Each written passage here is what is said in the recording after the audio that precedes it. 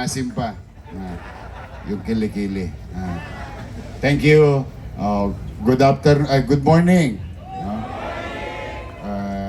Ngayon ay magpapasko na, ilang araw na lang. Una, maraming salamat sa inyo. Thank you very much to each and every one of you. Thank you for delivering services to our people.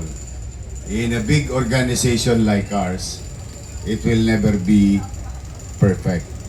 But through the leadership of your director, Dennis Biahe, siyempre, aalisin natin yung mga bulok na kamatis.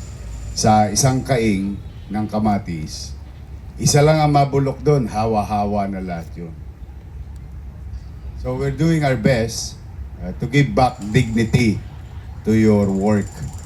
Na masama ang impresyon, tanggapin na natin o hindi, magpapasko naman. Masama ang impresyon sa atin bilang traffic enforcer. Sometimes nagkakamali tayo. Sometimes naman, totoo din. Sometimes may abuso naman. Pero both sides. May mga hard loser, wala kang magagawa. Pag gumagawa ka ng tama, marireklamo ka. Pero kasi, hindi mo masisi ang taong bayan. Sa tagal ng panahon ng pang-aabuso ng enforcer, sa pangkalahatan, hindi lang naman yan sa Maynila, sa pangkalahatan, ang impresyon nila sa enforcer, mananaga. Yun kagad ang... Kaya ako, pinipilit kong magbuti at magsinop sa resources ng gobyerno na maibigay yung marapat sa inyo at sapat hanggat maaari. Para hindi na kayo matutukso at ang kinin ninyo, ipagyabong ninyo ang dignidad ninyo bilang manggagawa ng pamahalaan na nagbibigay ng serbisyo sa taong bayan.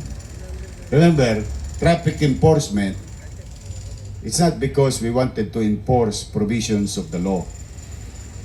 Particularly in violation. There is other side of traffic enforcement. Service to others. Nasiraan, nangailangan ng tulong, aksidente. Naalala nyo yun, nung nag-mayor ako noong una, doon panahon ko lang na yun nangyari na ang traffic enforcer nangahabol ng magnanakaw. Hindi naman niya trabaho yun. Ang trabaho niya, habulin yung tumatakbong motor na violators o tumatakbong driver na violators. Pero dahil siguro tumaas ang moral niya, pati magnanakaw, hinabol niya. Meron pa tayong isa, di ba, yung isang enforcer naman natin, sumampapasak yan. So yung sabihin, we can go beyond our scope of work, giving services to our people. Sana matutunan natin yung mga magagandang leksyon. Huwag nating kokopyahin yung nakasanayan na ng luma. Na kapag binigyan kayo ng otoridad, ay gagamitin natin yon upang ipagyaman ng sarili. Hindi. Meron naman kayo kahit pa paano, na iraraos ko naman. Pinipilit ko namang gampanan yung obligasyon ko rin sa inyo. So, ang kinin ninyo, bigyan nyo ng dangal ang inyong trabaho. Siguro yan ang tingin kong magandang mindset natin come 2026. Para unti-unti maibangon natin ng puri na ang taong nagtatrabaho sa gobyerno ay hangad magserbisyo sa tao. Yun, tulungan ninyo kung ibalik yon sa puso at isipan ng ating mga mamamayan. Na kapag nakakita sila ng taong gobyerno, across, no? Nagkakalkal ng imbornal, mga DPS, engineering, and so on and so forth. Hanggang doon sa opisina ng mayor, na kapag nakita nila tayo, tayo yung hope na inaasahan nila. Tayo yung pag-asa. Tayo yung pag nakita nila, ay andyan na, ayan na yung solusyon. Ilagay nyo yan sa puso't isipan nyo sa 2026. Ilan sa inyo, gumulong na ang ulo Huwag nyo nang hintayin kayo yung susunod. Huwag na, hindi naman kailangan. Mahirap ang buhay. Pero ang pera nawawala, ang pera dumarating. Pag ang dangal nawala, ang hirap ibangon ng puri. Kaya yan ang mensahe ko sa inyo, galingan ninyo. I continue to believe in you. Again, our organization is not perfect. We are human beings, tend to make mistakes. Maaari tayong magkamali. Tao lamang. Sabi ng mga akla lang, tao lang, di ba? You know, but, yung pagkakamali, hindi natin pwedeng abusuhin at paulit-ulit natin ginagawa ang pagkakamali. Sabi ni Einstein, ayan, don't expect different results will come to you tomorrow if what you did today is the same as yesterday. Naintindihan nyo? Ako rin hindi. English eh. Tatagalogin na. Huwag kang aasa na may bagong mangyayari sa iyo bukas kung ang ginawa mo ngayon ay katulad ng kahapon. Kung ang kinopya natin kawalangyaan, ang ginawa natin ngayon kamalian, at ginawa mo muli, eh walang bagong resulta sa kinabukasan. I believe in you. I believe that you can do the job. And I will continue to believe in you. So, Merry Christmas. At ipaalala ko ang binili ng mga matatanda natin, ang diwa ng Pasko. Pagmamahalan at pagbibigayan. Ipakita natin ang pagmamahalan. Kiss mo ngayon nasa tabi mo. Love you. Asima, I love you. Yung nasa kaliwa mo, sabi mo, I love you. Yung nasa kanan mo. See? Kita ninyo, nung nagsabi kayo ng I love you, pati ngalang-ngalan nyo, nakita ko. Because I love you is a universal word that any language can understand. Kaya when you smile, it's also sending a message, you're welcoming another human being nearby or near to you. See, that's why, mas maganda, kita ninyo. Minsan hindi natin nasasabi yan sa ating magulang. Hindi natin yan nasasabi sa ating anak. But that simple three words may trigger the science of human body. Kaya sa inyo, galingan ninyo. O pangalawa naman, o magbigayan kayo. O paano pagbibigay? Halimbawa, may isang nagkamali sa tagal ng experience ninyo. Sa tagal ng experience niyo, nagkamali, traffic violation. O, mano ba habang nag-uusap kayo mukha naman totoong nagkamali lang.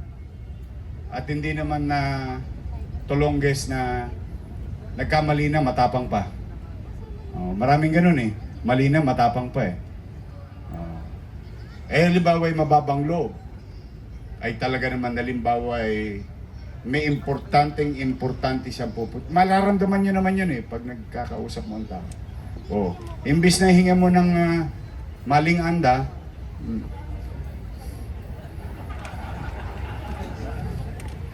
isang bulig, sabay kwento, alam mo, ma'am, ito, dito, 200 lang, okay na. Sa City Hall, 1.5, pipila ka pa, 3 oras, 4 na oras.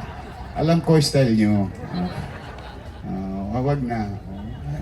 Give dignity to it. Bago nyo ipuri nyo. Mas masarap yung pagdating mo doon, nakukuha mo yung 25%, pinipirma mo. Tapos maya-maya, pupunta ka ng grocery. Tapos maya-maya, pupunta ka ng kusina. Tapos maya-maya, isusubo mo sa anak mo. Ayan, lagi nyo huwag nyong kakalimutan. Merong pamilyang umaasa sa iyo. So, pagmamahalan, pagbibigayan. So, nagkamali, sige, huwag ka nang uulit konyatang kita sige, let go.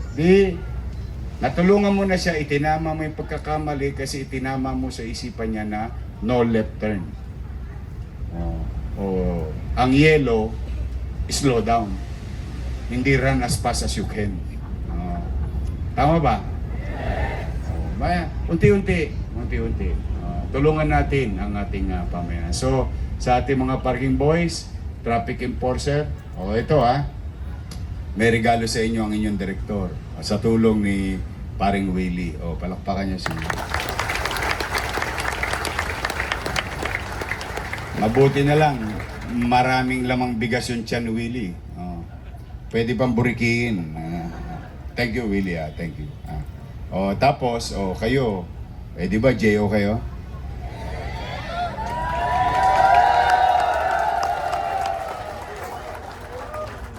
Ang hinang uri nyo naman pagka hindi nyo pa nabalitaan yung announcement ko last Monday. Di ba binibigay ko 5 bulig? Di ba? 7 milyon. Meron kayo. Antabayanan ninyo. Kawawa lang ang parking aid. Malay nyo. Good things come. Good things come to those who wait. But may awa ang Diyos. Pagsisikapan ko. Yung inihingi ko sa inyo, medyo mabigat yon in such a way because ang kalaban mo doon, sarili mo. Ang hinihingi ko sa inyo, baguhin ninyo ang inyong sarili. Napakahirap yun. Lalo na pag nakagawian mo na. Yan ang minsan na mahirap baguhin. Pero, yung kapalit naman ng hinihingi ko sa inyo, pumanatag kayo at pati ang mga pamilya nyo. Hanggat naririto ako sa City Hall at inyong mayor, pipilitin kong mag-inam. Magsisikap ako, magbubuti ako para maitaguyod muli ang mamamayan ng lungsod at ang ating bansa. Merry Christmas! Happy New Year! I love you. Kita nyo, nagngitian na naman kayo. Sige, mag-iingat kayo at pagpalain nawa kayo ng poong may kapal. Ang wish ko, maging malusog kayo sa 2026. Manila! God first. Thank you.